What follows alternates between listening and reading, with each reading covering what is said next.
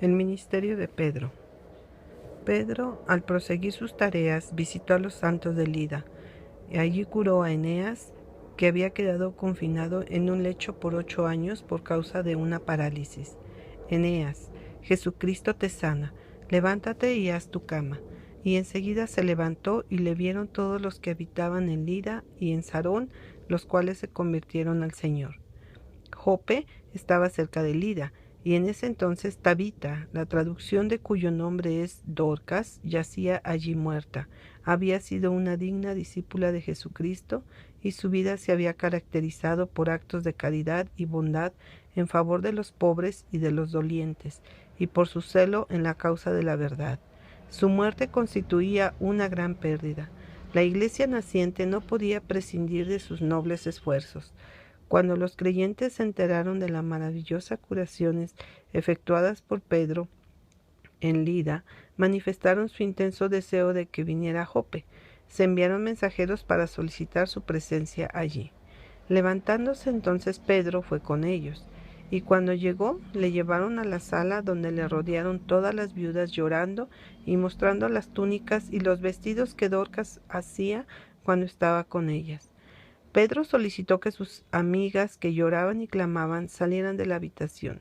Se arrodilló entonces y oró fervientemente a Dios para que restaurara la vida y la salud al cuerpo inerte de Dorcas. Y volviéndose al cuerpo dijo: Tabita, levántate. Y ella abrió los ojos y al ver a Pedro se incorporó, y él dándole la mano la levantó.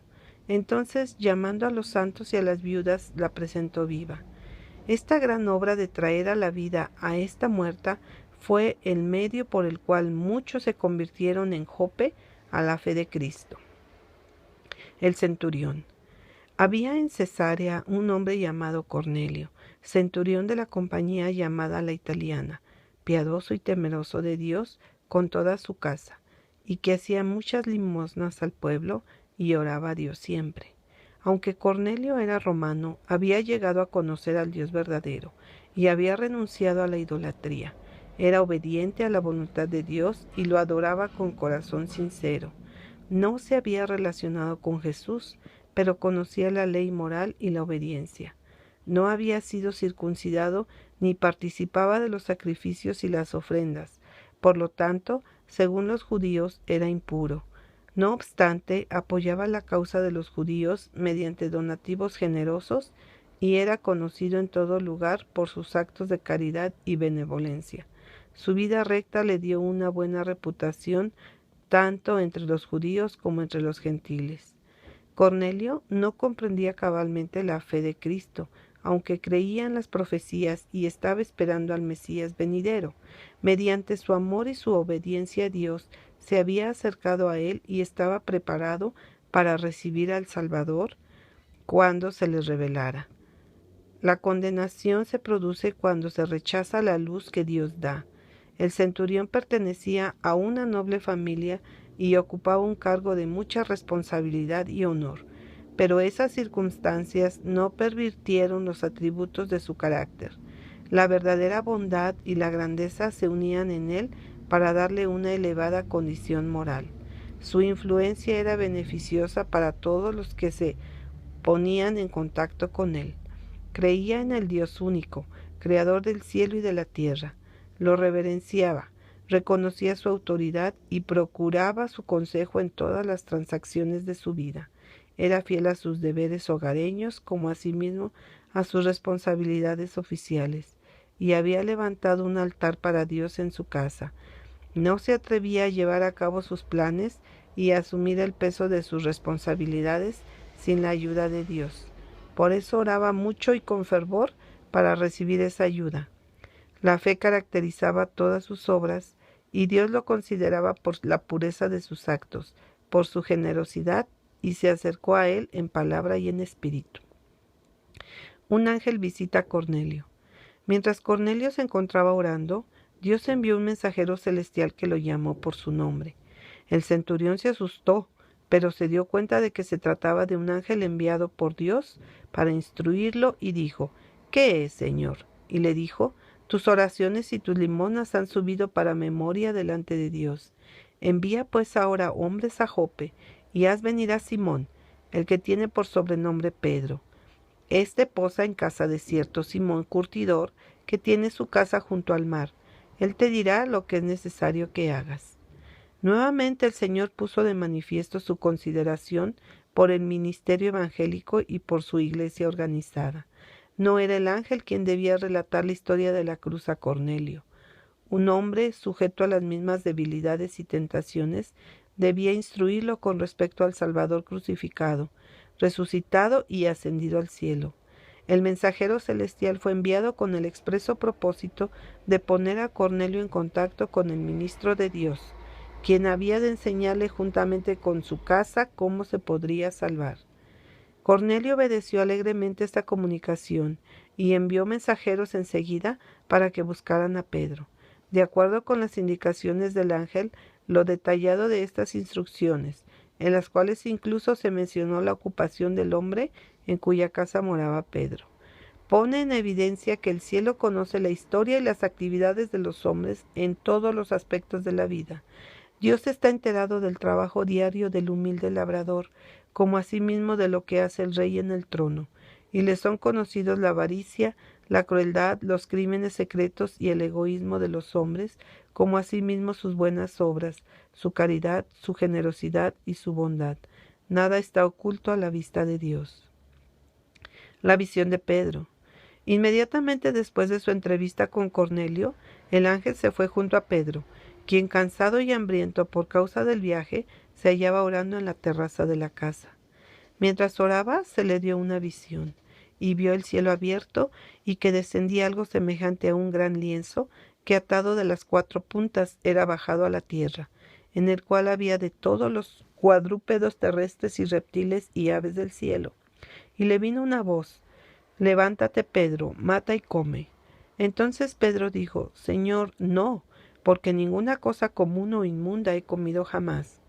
Volvió la voz a él la segunda vez: «Lo que Dios limpió, no lo llames tú común». Esto se hizo 3 veces y aquel lienzo volvió a ser cogido en el cielo. En este caso percibimos nosotros el funcionamiento del plan de Dios para poner en marcha su organización, por medio de la cual su voluntad se hace en la tierra, así como se hace en el cielo. Pedro todavía no había predicado el Evangelio a los gentiles. Muchos de ellos habían sido oyentes atentos de las verdades que enseñaba, pero la pared divisoria de la muerte de Cristo había derribado, todavía existía en la mente de los apóstoles y excluía a los gentiles de los privilegios del Evangelio. Los judíos de origen griego habían recibido los beneficios de las labores de los apóstoles y muchos de ellos habían respondido a esos esfuerzos abrazando la fe de Jesús. Pero la conversión de Cornelio iba a ser la primera de importancia entre los gentiles. Mediante la visión del lienzo y su contenido que descendió del cielo, se iba a librar a Pedro de sus arraigados prejuicios contra los gentiles. Debía comprender que por medio de Cristo las naciones paganas llegaban a ser participantes de las bendiciones y los privilegios de los judíos, y que junto con ellos debían ser igualmente beneficiadas. Algunos han sostenido que esta visión significa que Dios eliminó la prohibición de usar la carne de animales que anteriormente había sido considerados inmundos, y que por lo tanto la carne de cerdo es apta para el consumo. Esta es una interpretación estrecha y completamente errónea, y contradice flagrantemente el relato bíblico de la visión y sus consecuencias. La visión de todos esos animales vivos que se hallaban en el lienzo y acerca de los cuales se dio la orden a Pedro de que matara y comiese, para asegurarle que lo que Dios limpió no debiera ser llamado común o impuro, era simplemente una ilustración que se empleó para presentar a su mente la verdadera situación de los gentiles, que por la muerte de Cristo llegaban a ser coherederos con Israel de Dios. Para Pedro era a la vez una reprensión y una instrucción. Hasta ese momento sus labores se habían confinado totalmente a los judíos, y había considerado a los gentiles como una raza impura, excluida de las promesas del Señor. Entonces se lo indujo a comprender la amplitud del plan de Dios. Incluso mientras consideraba la visión, se le dio una explicación acerca de ella. Y mientras Pedro estaba perplejo dentro de sí sobre lo que significaría la visión que había visto, he aquí los hombres que habían sido enviados por Cornelio, los cuales, preguntando por la casa de Simón, llegaron a la puerta y llamando preguntaron si moraba allí un Simón que tenía por sobrenombre Pedro. Y mientras Pedro pensaba en la visión, le dijo al Espíritu: He aquí 3 hombres te buscan. Levántate pues y desciende, y no dudes en ir con ellos, porque yo los he enviado. Era una orden que para Pedro era difícil de cumplir, pero no se atrevió a obrar de acuerdo con sus propios sentimientos y por lo tanto descendió desde donde estaba para recibir a los mensajeros enviados por Cornelio. Estos comunicaron su extraño pedido al apóstol y éste, de acuerdo con las instrucciones que acababa de recibir de Dios, accedió a acompañarlos al día siguiente. Los atendió cortésmente esa noche y a la mañana siguiente salió con ellos rumbo a Cesarea, acompañado de 6 hermanos que habían de ser testigos de todo lo que se dijera e hiciese mientras se hallaba visitando a los gentiles, porque sabía que lo llamaría a rendir cuentas por actuar en una forma tan contraria a la fe y a las enseñanzas de los judíos. Transcurrieron casi 2 días antes de que el viaje terminara, y Cornelio tuvo el grato privilegio de abrir las puertas a un ministro del Evangelio, quien, de acuerdo con la seguridad que Dios le dio, le enseñaría juntamente a él y su casa cómo podría salvarse. Mientras los mensajeros hallaban el camino, el centurión había reunido a tantos de sus parientes como pudo para que ellos, juntamente con él, pudieran ser instruidos en la verdad. Cuando Pedro llegó, un gran grupo se hallaba reunido allí, esperando con ansias escuchar las palabras.